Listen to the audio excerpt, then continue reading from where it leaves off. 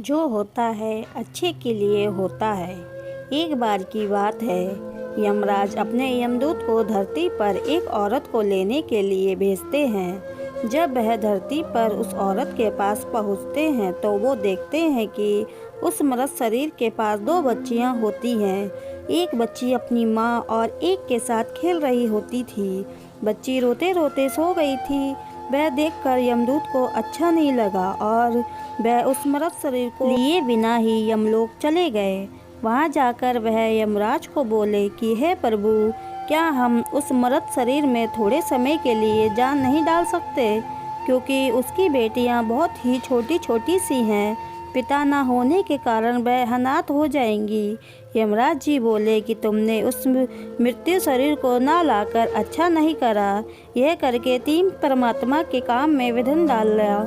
इसके लिए तुम्हें सजा दी जाएगी। यमराज ने कहा कि तुम धरती पर चले जाओ, तब तक वापस नहीं आना जब तक तुम अपनी मूर्खता पर हंसी ना उड़ाओ। यमदूत धरती पर चले जाते हैं। यमराज द्वारा सर्दी के कपड़े न दिए जाने पर यमदूत ठंड के मारे ठिठुर रहा था। उसी समय वहां से एक व्यक्ति जा रहा होता है।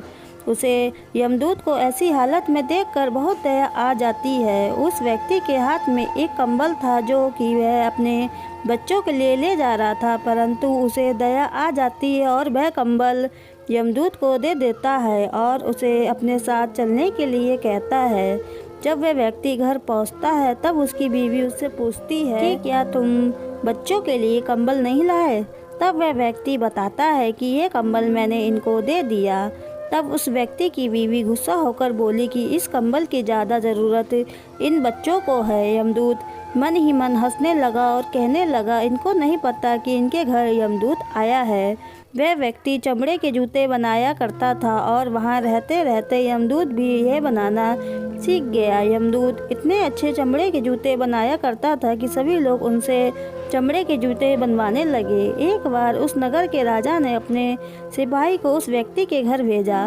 वह सिपाही उस व्यक्ति के घर एक चमड़ा लेकर जाता है और कहता है कि ये चमड़ा लो, ये चमड़ा आपको कहीं नहीं मिलेगा और तुम इस चमड़े से राजा के लिए सुंदर से जूते बना दो। परंतु यमदूत उसके जूते बनाने के बजाय स्लीपर बना दिए। उस समय स्लीपर उस व्यक्ति के लिए बनाए जाते थे जिनकी मृत्यु होती है। वह स्लीपर देखकर वह व्यक्ति बहुत क्रोधित हुआ। वह सोचने लगा कि राजा अब उसका क्या हस्न करेंगे।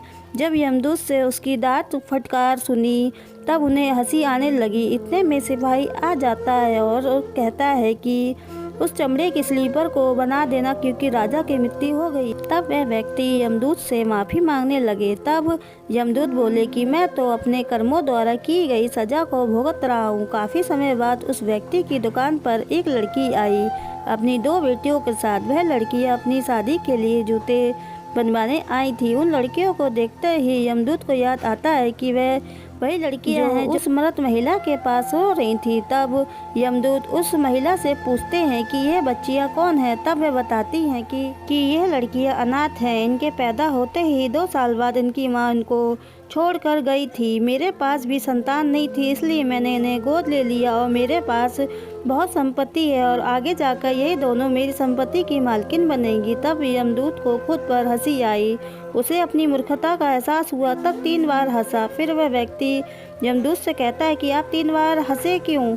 अब आप मुझे हंसी का कारण बताएं। तब यमदूत उस व्यक्ति को सारी बात बताता है और कहता है, आज मुझे पता चला कि जो होता है अच्छे के लिए होता है। जो भी हो रहा है, जो होगा वो सब अच्छे के लिए होगा, परंतु कोई किसी महिला के साथ गलत कर रहा है, उसके साथ अन्याय कर रहा है तो वह अच्छा नहीं।